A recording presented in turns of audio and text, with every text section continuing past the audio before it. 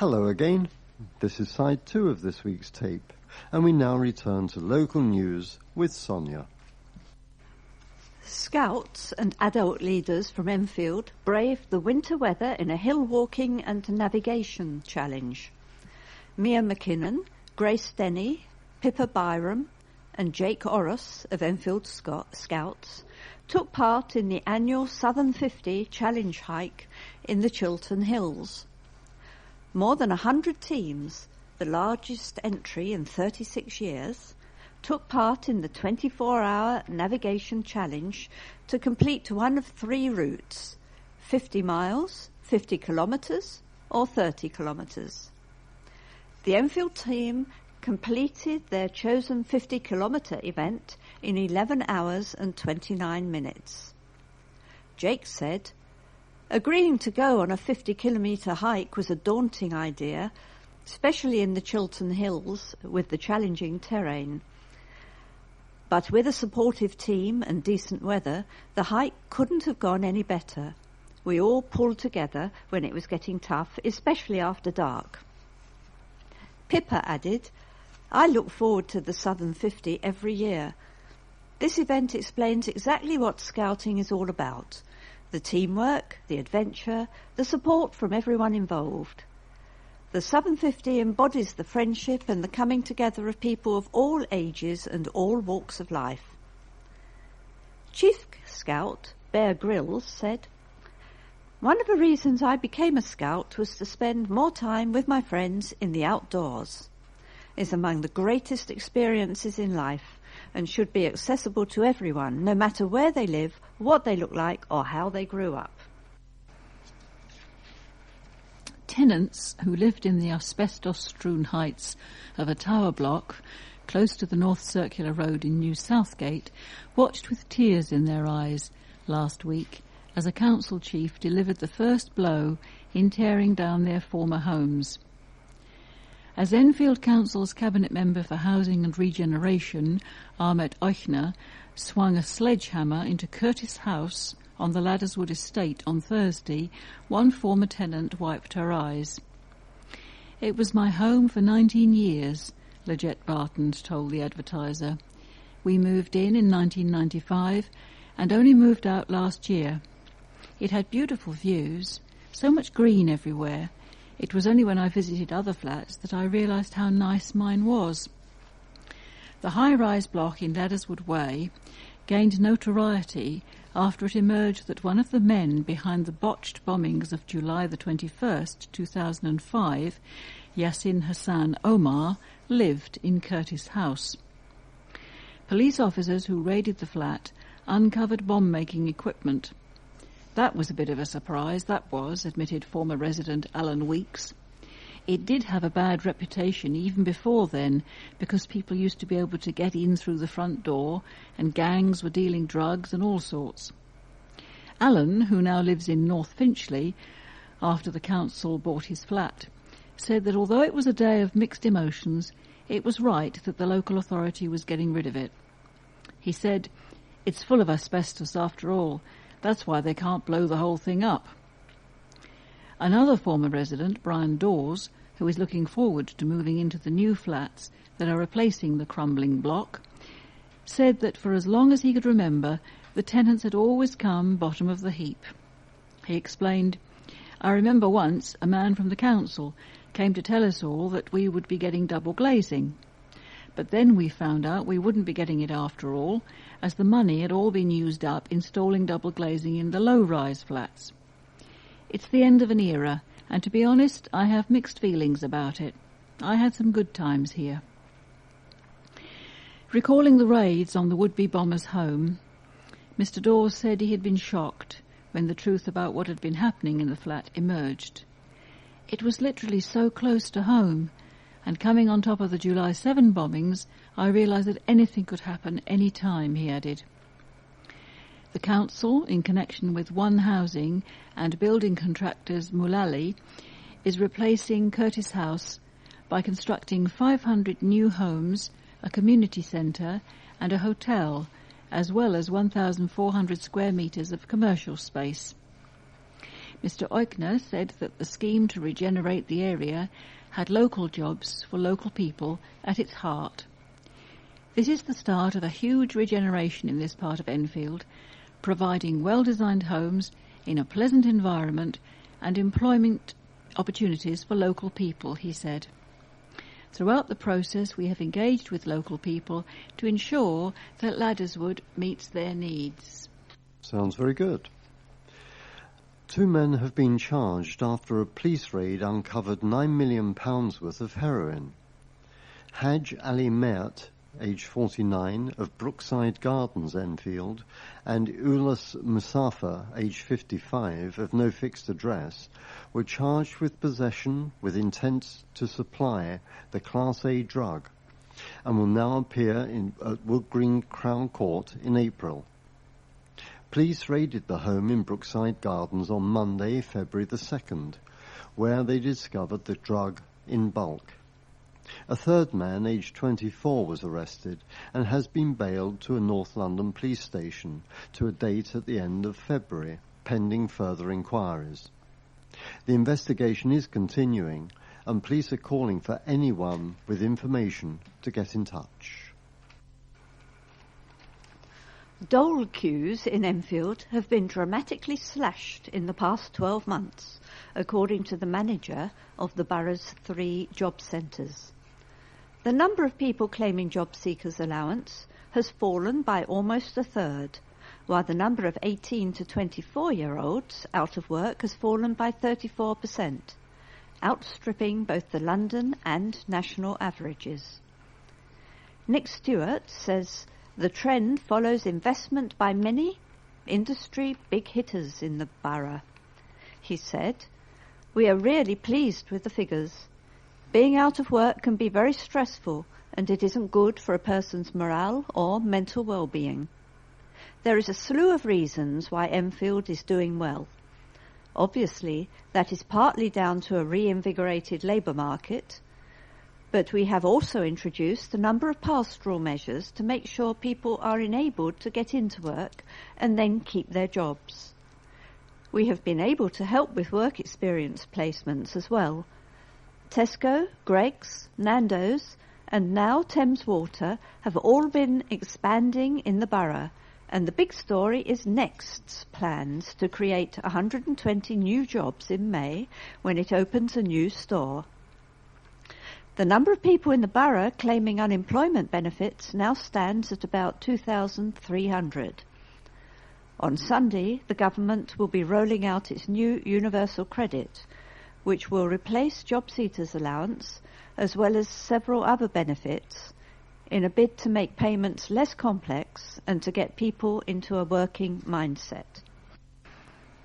And now a couple of items from What's On locally. Firstly, Dancing Queen, an action-packed party show featuring all the greatest smash hits from ABBA to Grease. That's at the Millfield Theatre, Silver Street, Edmonton, on Thursday, March the 5th at 7:45 p.m. Details, telephone 0208 807 6680 or on the internet at millfieldtheatre, all one word, .co.uk.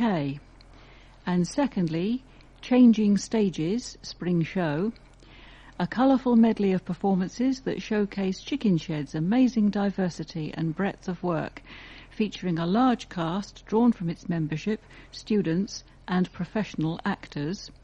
And that's at Chicken Shed, Chaseside, Southgate, March the 5th to the 8th, at various times. Details, telephone 0208 440 2221 or at chickenshed.org.uk.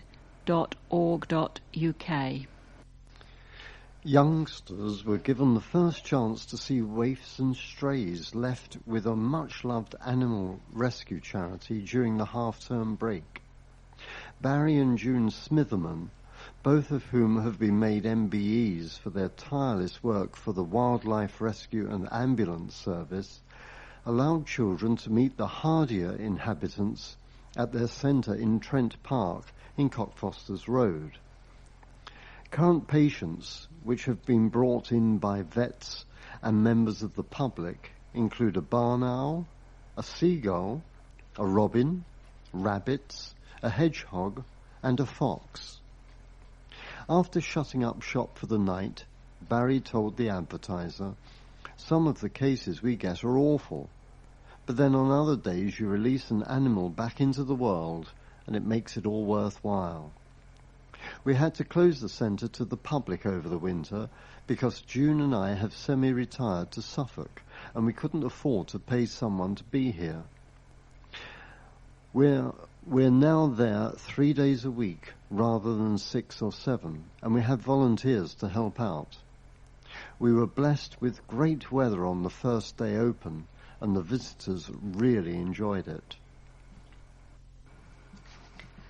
A voluntary group with responsibility for the upkeep of a new Southgate Park is looking to swell its ranks with new members.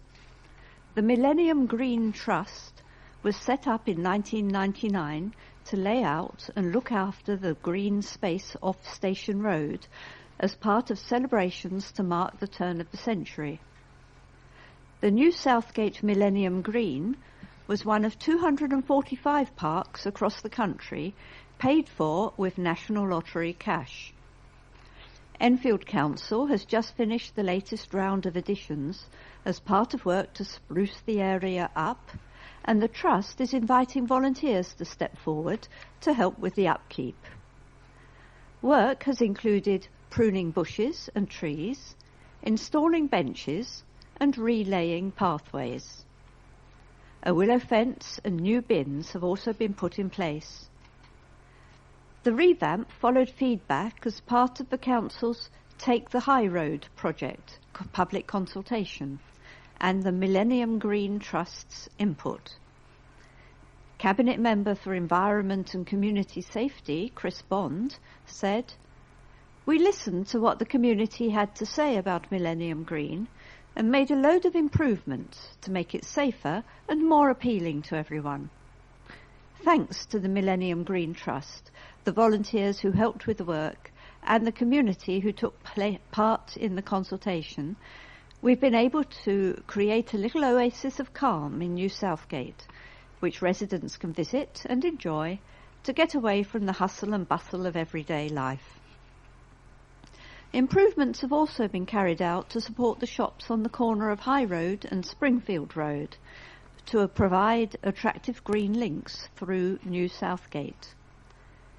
The work has included new road surfaces and paving, beds of plants, a new tree, and lights and railings with panels designed by children from Garfield Primary School. Andrew Irvin, Secretary of New Southgate Millennium Green Trust, said, "We have come a long way from the empty grassland 20 years ago, but there are still many exciting things to do. We are preparing for the opening of 500 new homes next door, the Ladderswood redevelopment, and encourage everyone in the neighbourhood to get involved in our future plans. Thanks to support from the Council and the Ladderswood estate, we are well on our way."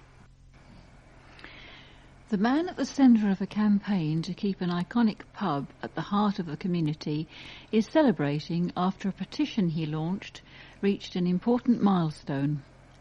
Mike McLean, a draftsman by day and local pub campaigner by night, revealed that his petition to stop developers turning the Green Dragon on the corner of Green Lanes and Vickersmoor Lane into flats or housing has now gained more than 3,124 signatures needed to trigger a full council debate on the issue, whereby the campaigners could present their petition and arguments to councillors.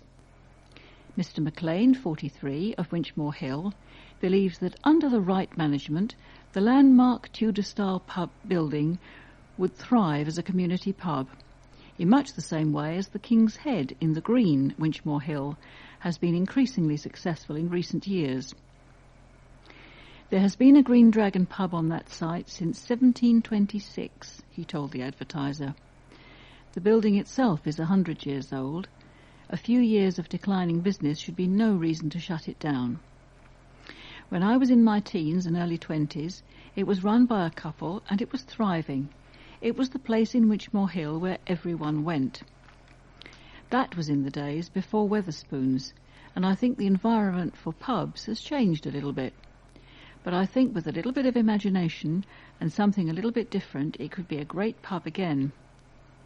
The campaign aimed at securing the number of signatures needed to get the issue debated in the full council is on Facebook. And while that target has now been passed, Mr McLean fears that councillors will be able to dodge the debate as the law states that all signatories must be from the borough. But we have to put it to the council that as we have now far exceeded that initial target, that, OK, maybe a few are not from the area, but the vast majority clearly are, he said. To join the campaign, log on to www.facebook.com/Green Dragon Winchmore Hill. Residents are staging an occupation of a community hall in a bid to stop the council from taking it over.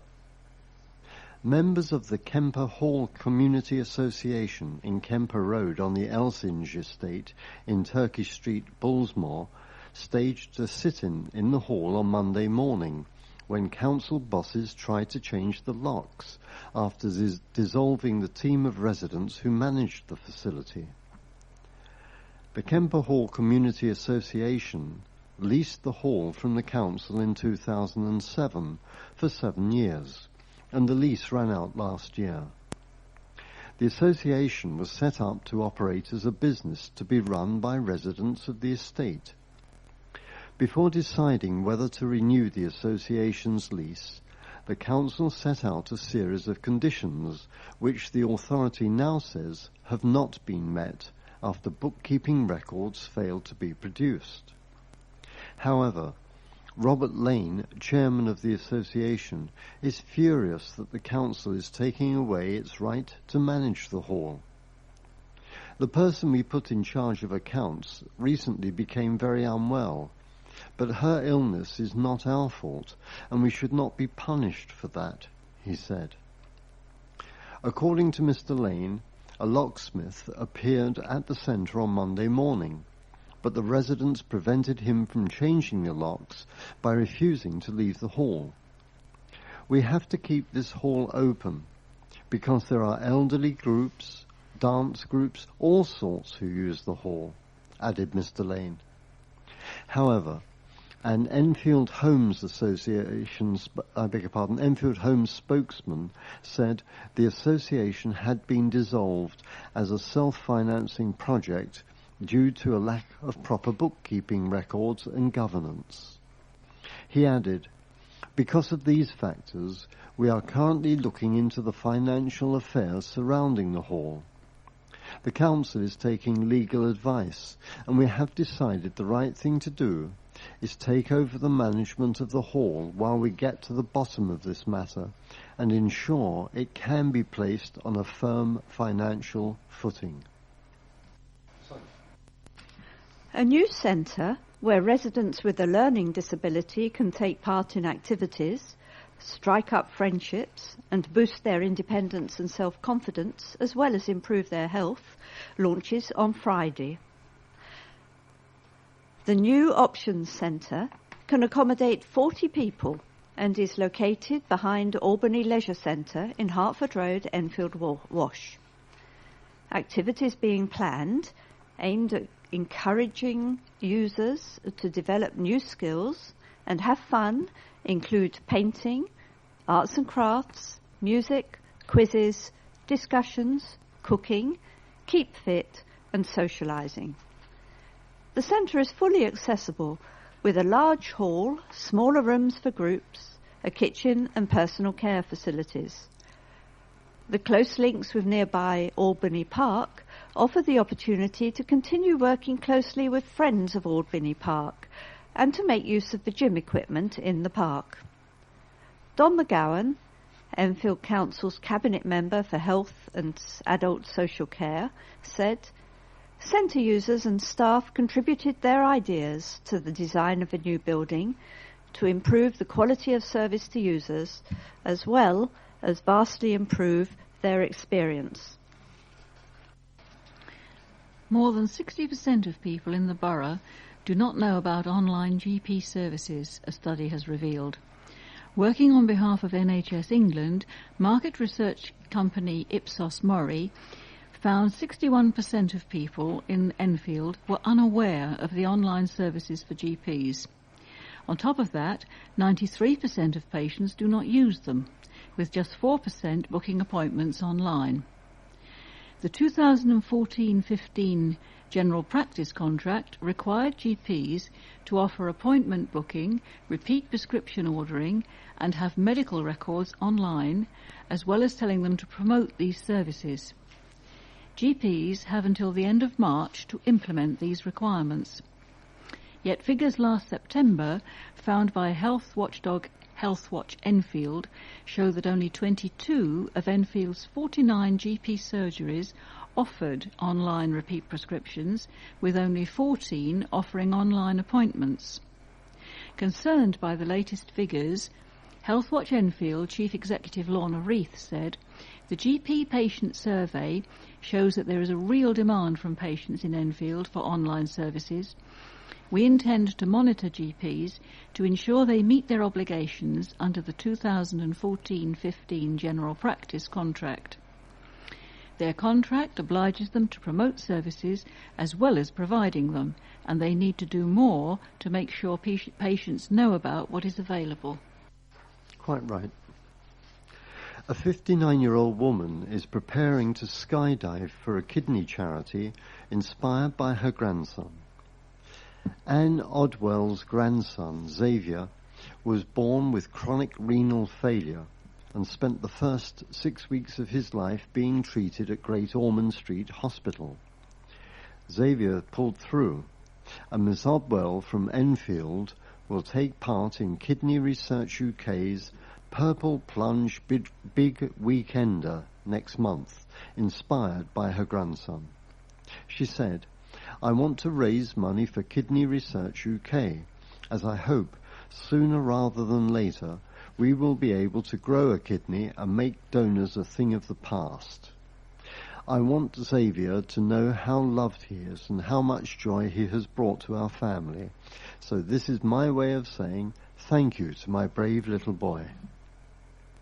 Hannah Wysowski, Kidney Research UK spokesman, said, "We're very excited to bring our second Purple Plunge Big Weekender to Peterborough this year. We're looking for 50 people to skydive and be a part of this once-in-a-lifetime experience. So join Anne and be a part of Team Kidney. Around 40 people skydived for us at last year's event, and most of them wanted to get straight back up in the air and do it again. Not me." A woman faces a standoff with the council over plans to use her allotment to teach disabled children about wildlife. Shirin Ford of Enfield Lock gave her allotment a makeover in a bid to teach children with learning disabilities, but her project is in ruins after Enfield Borough Council said the site was not appropriate. Ms. Ford said, "It's heartbreaking that after all this hard work I and other volunteers have put in to get it ready to give enjoyment to disabled children, we are being told it is not an appropriate site. I would not have developed the site if I had not been told I could."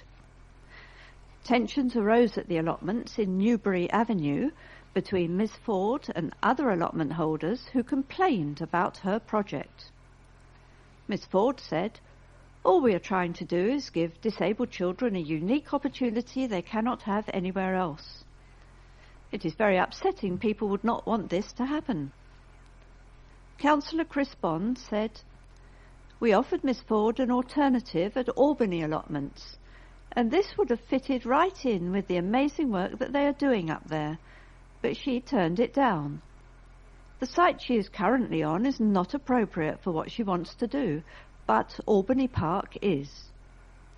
Miss Ford said, "They have done great work at Albany, but this is my own project and something that will improve the area massively. There is a lot of tension in the area, and something like this would have brought enjoyment to a lot of people. I will not give up the fight. I have come this far, and am not prepared to throw in the trowel. Appropriate trowel. Edmonton MP Andy Love has welcomed an improved Sunday train service at Silver Street and Edmonton Green stations. London Overground will be taking over the running of the Enfield Town to London Liverpool Street line in May 2015 and will see more trains stop at the two stations with services every 15 minutes on a Sunday. Bush Hill Park and Enfield Town stations will keep their roughly half-hourly Sunday train frequency. Mr. Love said, "It's positive news to learn that users of Edmonton's train stations will gain the type of Sunday service that they deserve when London Overground becomes part of the operations in May. We are part of London, not a rural village, and the services are heavily relied on, even on Sundays, so it's only right that these changes are happening. There is still so much more to be done to improve our train services, not least increasing frequency and capacity during busy weekdays. But this is certainly a step in the right direction." Enfield Council is to tackle unemployment in the borough by introducing JobsNet, a new initiative for people in their 50s and older. Unemployment in Enfield in the over 50s age bracket has been dropping at a slower rate than in other age groups. JobsNet aims to address this by helping job seekers with a weekly session on Mondays between 10 a.m. and noon at the Dugdale Centre in London Road, Enfield. It will provide a special 50-plus team at the Job Centre Plus in Windmill Hill, Enfield, as well as on-hand support from a JobsNet caseworker who will offer free advice, tips on CV writing, and help in updating computer skills. Alan Sitkin, Cabinet Member for Economic Development, pointed out some of the issues and problems that older people looking for work might face, including working in one profession for an extended period of time, explaining that this can lead to a loss of confidence. Another cause for concern among some older job seekers is computer skills. One resident, Helen Kaloju, a former banker, said, "All jobs now usually require confidence with technology, which I didn't have." She said JobsNet was fantastic in helping her improve upon this, adding, "Anyone serious about finding a job should contact JobsNet." No, we won't have time for that. We have reached the end of our programme for this week. Thank you for listening. So from the team of Sonia, Jenny and Alan and Jason on the controls, it's goodbye. Bye. Please remember to turn over the address label in your postal packet, put the cassette into the packet and return it to us as soon as possible in readiness for the next edition. Don't forget you can call Diane de Jersey regarding any help you may require in connection with the Enfield Talking newspaper. The Enfield Talking newspaper will be with you again in 1 week's time.